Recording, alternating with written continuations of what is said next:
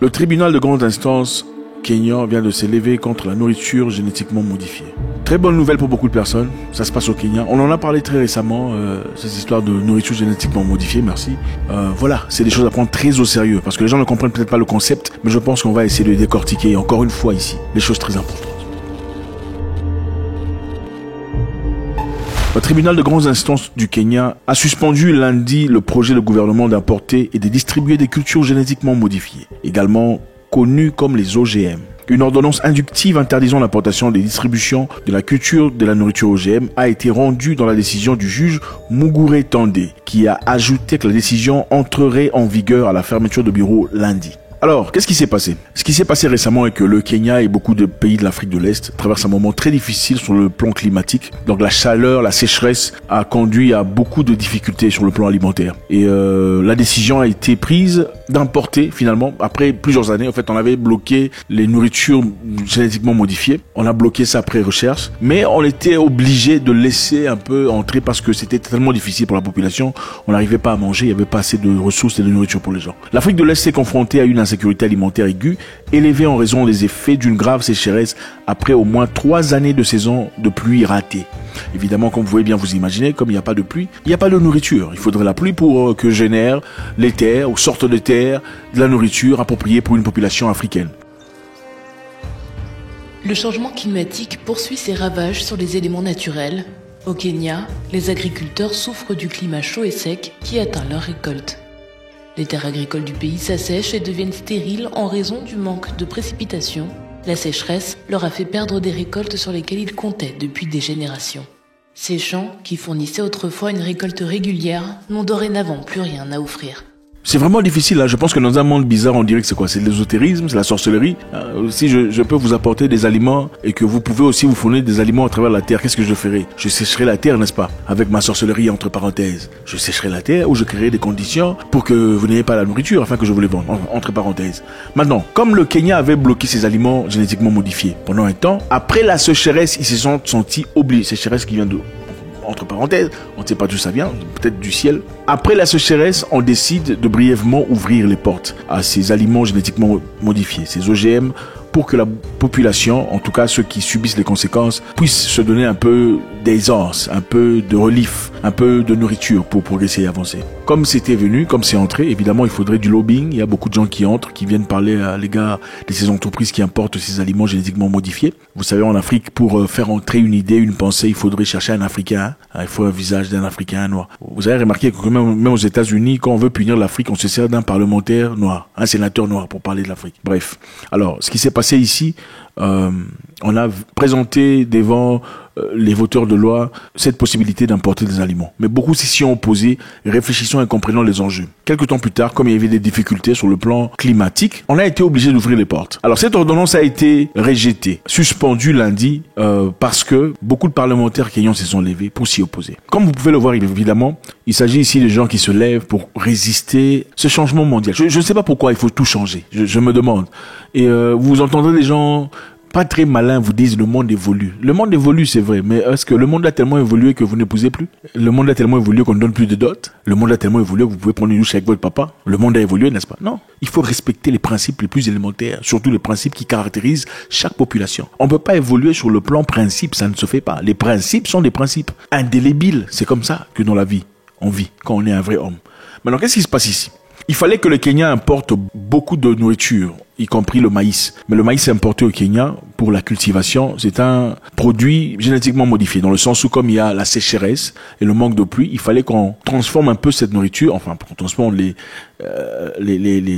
semences, de sorte à ce que ça résiste à la sécheresse et aux difficultés climatiques. Ok, apparemment, ça sonne bien. Mais maintenant, il y a un danger. Ce n'est pas gratuit, il faut l'acheter. Il y a le danger éminent, le danger évident est que dès que vous apportez cette nourriture, vous plantez cette nourriture, vous en gagnez les résultats, vous mangez, ensuite, vous ne pouvez pas planter les grains pour replanter et renourrir la population. Il faudrait encore rentrer acheter. Jusque-là, ce n'est pas toujours un problème.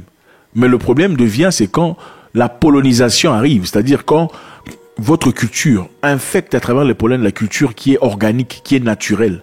cette culture organique, naturelle, bio, se transforme aussi dans ces paramétrages que vous avez génétiquement modifiés. C'est-à-dire la personne d'à côté qui n'a pas acheté ce produit venant d'ailleurs pour cultiver, sa sémence aussi est infectée. Donc, dans la prochaine récolte, il sera obligé d'acheter des grains pour planter encore une fois, parce qu'il sera incapable de reproduire, parce que sa nourriture devient soudainement stérile. Alors, puisque les clients commencent à comprendre, arrêtons de rentrer dans les détails, pour essayer de ne pas se faire duper par des gens depuis très longtemps, surtout à cause de l'argent, ils se sont levés pour s'y opposer ouvertement. Alors, qui est le promoteur de cette histoire?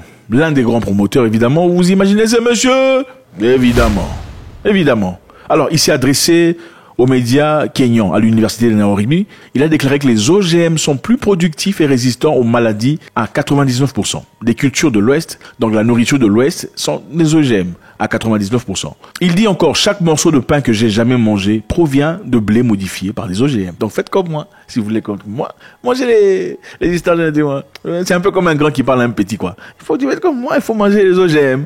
Hein? Chaque morceau de pain, de maïs que j'ai également mangé, sont des OGM, des produits qui ont fait leurs preuves. Non, ça a fait leurs preuves avec moi. Vous voulez devenir riche, il faut manger des OGM. C'est un peu ça, on parle à un petit, quoi. En Afrique, plus de 30% des enfants, lorsqu'ils grandissent, à cause de déficits alimentaires, leurs capacités mentales et physiques sont affectées, a déclaré monsieur.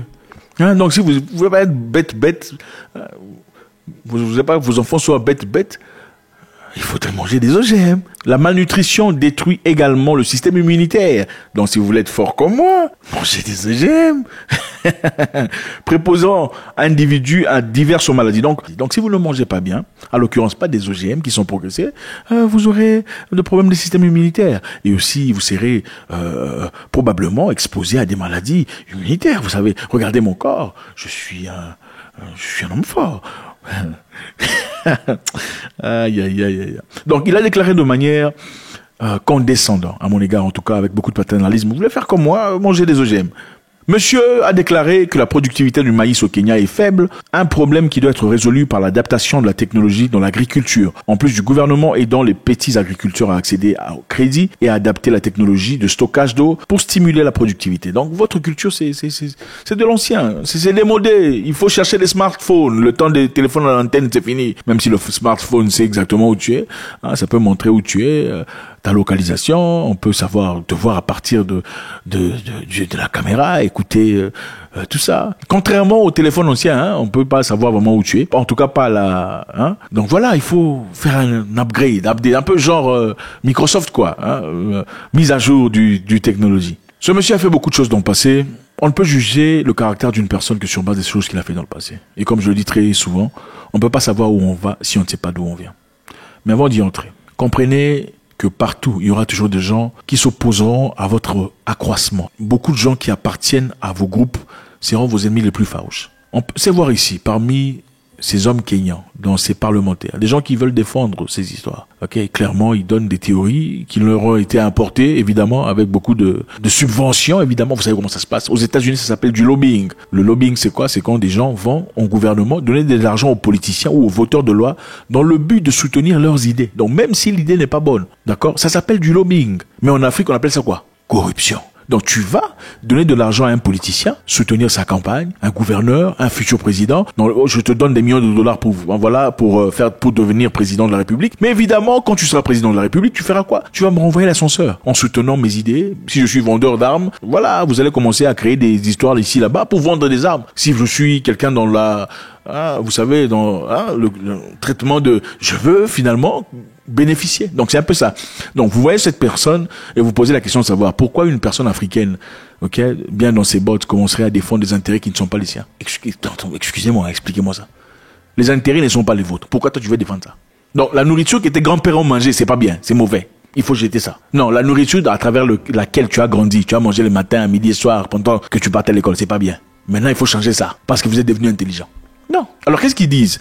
Ils disent que ces produits qu'ils ont importés, on a inséré une séquence génétique qui combat les worms. Worms, c'est quoi? Les vers de terre, qui combat les parasites, pour pas que les parasites détruisent cette nourriture, cette culture, qui combat des bugs. Bugs, c'est quoi? Des insectes, pour pas que les insectes mangent cette culture. Mais comprenez une chose, les insectes ont leur place. Quand le créateur a créé les histoires, pourquoi il a mis les insectes? Il fallait pas qu'il mette les insectes. Hein?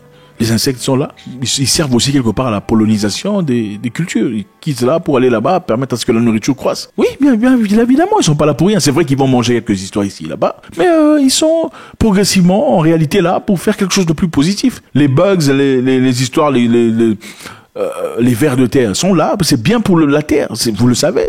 Mais évidemment, l'objectif ici, c'est la production en masse. Ce n'est pas la nourriture pour le peuple. C'est la production, c'est le bénéfice, c'est le capitalisme. Comment faire pour faire un maximum d'argent? Donc, pour faire un maximum d'argent, non pas pour produire la nourriture pour les gens, faire un maximum d'argent dans l'objectif de garder les gens en prison, évidemment, parce que quand je vous vends ma matière, vous l'utilisez seulement une seule fois. Votre dose, c'est un abonnement, n'est-ce pas? C'est un abonnement, ce n'est pas vendre la nourriture, c'est un abonnement. Je vous dépouille de votre capacité de continuer à reproduire cette nourriture. Avec une histoire qui a été créée par le Créateur. Pourquoi? Donc, autant mieux garder ce qui a été créé par le Créateur si toi tu vas modifier ça pour détruire ce que nous avons. Maintenant, regardons encore une fois dans le passé. Pour ceux qui sont positifs à cette idée. Le monsieur que vous connaissez, qui a commencé dans les ordinateurs et tout le bazar, aujourd'hui, si on regarde son passé, pour comprendre un peu sa mentalité, pour savoir ce que quelqu'un fera, regardez ce qu'il a déjà fait dans le passé. Vrai ou non? Pour savoir ce que quelqu'un fera demain, regardez ce qu'il a déjà fait dans le passé. C'est là-bas qu'on parle. Voilà pourquoi on vous demande des palmarès, on vous demande vos CV avant d'être employé, n'est-ce pas? Pourquoi on demande le CV? C'est pour savoir d'où tu as été, pourquoi tu as quitté ce boulot, c'était quoi.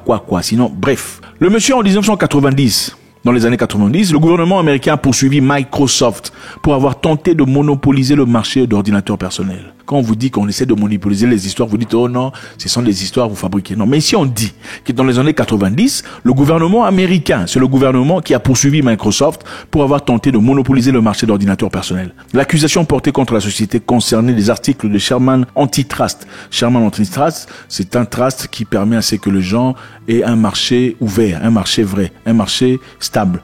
Qu'il n'y ait pas de monopolisation, de monopolie d'une entreprise sur les autres. Alors, qu'est-ce qui s'était passé? À l'époque, après la sortie des ordinateurs et aussi l'Internet, accès à Internet, il y avait ce qu'on appelle Microsoft Explorer. Microsoft Explorer.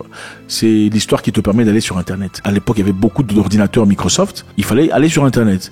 Mais il y avait des compétitions de Microsoft. Microsoft avait créé Internet Explorer pour aller sur Internet, pour surfer. Mais il y avait aussi d'autres choses, comme les Chrome, les Safari qui sont venus après et tout ça, pour aller sur Internet. Maintenant, Microsoft, comme ils créent des ordinateurs, ils ont fait de sorte à ce que ça soit difficile pour une personne, pour un client qui, après avoir acheté son ordinateur, de télécharger d'autres applications, c'est-à-dire Chrome ou autre chose, alternativement Yahoo, machin, histoire, pour aller sur Internet. Rendant aussi difficile d'enlever Microsoft Explorer de l'ordinateur. Ceux qui adorent l'argent diront, mais c'est son droit, Non, ce n'est pas son droit. Quand tu as vendu un ordinateur avec des pièces, tu dois laisser la porte ouverte. C'est un peu comme tu prends ton téléphone. D'accord? Tu as un téléphone, on te dit, voilà, si tu es dans MTN, tu ne peux qu'appeler MTN.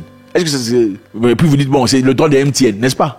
Non, mais c'est ça. Ce sont des histoires qui sont passées, je pense, il y a, dans un pays de l'Afrique centrale, il y a très longtemps. Il y avait, je pense, c'est en République démocratique du Congo. À un moment donné, ceux de Vodacom ne pouvaient qu'appeler Vodacom. Ceux d'un autre réseau, je sais plus lequel, pouvaient qu'appeler ce réseau-là. Il fallait que monsieur Kabila, le père, interdise et ordonne qu'on change. C'est à partir de là qu'on a commencé à, donc les gens avaient chacun 2 téléphones, 3 téléphones pour appeler différents réseaux. Avec des prix exorbitants. Ici, on l'a appelé en justice pour avoir essayé de manipuler, de monopoliser le marché sur un truc d'ordinateur. La même personne, vous lui donnez l'autorité, la capacité de venir vous vendre une image, des cultures progressistes, progressées et tout le bazar. Je ne sais pas. Observez les États-Unis, observez l'Occident. Ok, il y a beaucoup de choses de positif et de bien en Occident. Est-ce que tout est bien? Tout en Occident est bien? Pourquoi on aime changer les choses naturelles pour les rendre... En tout cas, dans beaucoup de secteurs, vous comprenez de quoi je parle. Les choses naturelles sont toujours changées et on vous demande d'accepter ces histoires, n'est-ce pas? On vous demande d'accepter ces histoires, n'est-ce pas? Oh non, c'est leur droit de faire ce qu'ils vont, chacun fait, n'est-ce pas? C'est ça, non? Vous voulez ça? Bon, c'est cette mentalité, c'est la même mentalité qu'on veut apporter dans la nourriture. Changer ce qui a été créé par le Créateur et essayer de vous pousser une idée. Non, pour être évolué, il faut pas commencer à juger les gens pour leur choix, n'est-ce pas? N'est-ce pas, non? C'est ça. Regardez en Inde. Monsieur est parti en Inde il y a un temps. Là-bas, il est cherché, il est wanted. Pourquoi? Parce qu'il a vendu la même idéologie, le même esprit aux fermiers indiens. Après quelques temps, ils étaient incapables de replanter leur nourriture. Il n'est pas autorisé là-bas. Hein. Mais c'est seulement parce qu'il a ce pouvoir-là que malheureusement, il peut surkiller et continuer à faire ce qu'il a en faire. Et ceci vous prouve encore une fois que les gouvernements n'ont pas autant de pouvoir que vous pensez. Le pouvoir n'est pas entre les mains des gouvernements. Le pouvoir est entre les mains de ce genre-là. C'est eux qui dictent ici, on n'aime pas. Celui-là, on l'aime pas. Pourquoi on n'aime pas Magufuli? Magufuli était détesté. Qu'est-ce qu'il a fait de mal? Demandez aux Tanzaniens qui sont son peuple. Qu'est-ce que Magufuli a fait de mal? À part quelques détracteurs, évidemment, on en aura toujours. Jésus a eu des détracteurs, Mohamed a eu des détracteurs, tout le monde a des détracteurs, n'est-ce pas? Mais demandez à la population tanzanienne pourquoi on a haï Magufuli. Il voulait les intérêts de son peuple. Courage au gouvernement kényan et à toutes ces personnes qui sont maintenant peu à peu éveillées, en train de comprendre ce qui se passe. En tout cas, jusque-là, le combat n'est pas encore fini. Mais il est clair qu'on est en train de bouger dans la bonne direction. Et je pense qu'il est essentiel de partager ces genres de nouvelles, ce genre d'informations qui souvent sont bloquées. Ok, vous n'entendrez pas ça nulle part. Faites vos propres recherches. Ne faites pas confiance à Zach Mwekassa. Allez jeter un coup d'œil. God bless.